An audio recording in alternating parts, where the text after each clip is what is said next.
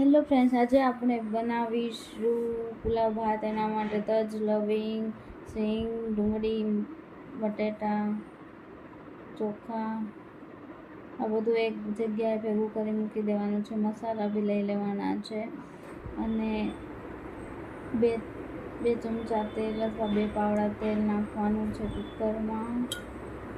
તજ 1 લેવાનું છે, મરચું સૂકું 1 લેવાનું છે, થોડું જીરું લેવાનું છે, બાદિયા 1, લવિંગ 1, બધું 1 લેવાનું છે અને સિંગના દાણા જરૂર મુજબ લેવાના છે. અને ડુંગળી બી તમે 2 યા 3 લઈ શકો છો. એન્ડ આફ્ટર ગેસ ઓન કરી એમાં થોડી વાર માટે રહેવા દેવાનું છે અને ગરમ થાય ત્યાં સુધી એને ચેક કરવા માટે 2 રાઈના દાણા લેવાના છે. ત્યારબાદ એમાં આજે આપણે તજ, લવિંગ, સૂકા મરચાં, જીરું આ બધું 1 નાખવાનું છે તેલ આવ્યા બાદ, અને સિંગના દાણા એમાં એડ કરવાના છે. એડ થઈ ગયા બાદ એને થોડી વાર માટે મિક્સ કરી લેશું. અને તમે લીમડાના પાન હોય તો એ બી વઘારમાં નાખી શકો છો. એન્ડ ચોખા 2 વાટકી લેવાના છે. ત્યારબાદ ડુંગળી એડ કરશું આપણે. એ બી તમારે જે સ્વાદ પ્રમાણે 2 યા 3 લઈ શકો છો. એનું એવું નહીં કે બટેટા બી 2 યા 1.5 વાટકી ભાત હોય તો 3 બટેટા લઈ શકો છો. બટેટા એડ કરી દઈએ આપણે સરસ રીતે. મસ્ત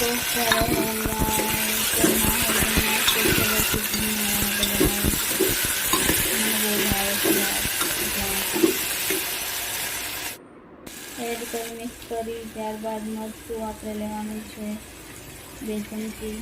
તમે તમારા સ્વાદ પ્રમાણે ટેસ્ટી બનાવો તો વધારે બી લઈ શકો છો. 2 ચમચી મરચું લઈશું. બાદ પછી જીરું 1 લઈશું 1 ચમચી. મેં થોડું વધારે મરચું લીધું છે 1 ચમચી. એટલે તમે તમારા સ્વાદ પ્રમાણે લઈ શકો છો. જીરું લેવાનું છે. એન્ડ ભૂલથી મારે હળદર લેવાની છે 1/2 ટેબલસ્પૂન. અને મીઠું લેવાનું છે, કેમ કે મીઠું ચોખા પ્રમાણે અને પાણી અને ચોખા શાકમાં નાખવા માટે, એટલે મીઠું બી 2 નાની ચમચી લેવાનું છે. ત્યારબાદ 2 ગ્લાસ પાણી એડ કરી એમાં ભાત મિક્સ કરી દેવાના છે. એન્ડ આ બધું મિક્સ થઈ જાય બાદ 2 યા 3 સીટી વગાડવાની છે. ત્રીજી સીટી વાગે એ પહેલાં આપણે ગેસ બંધ કરી દઈશું અને ફરીથી ચેક કરશું. આપણા ભાત રેડી છે. પુલાવ ભાત. આ ઇન્સ્ટન્ટ રેસીપી તમે ગમે ત્યારે બનાવી શકો છો. Thank you for watching.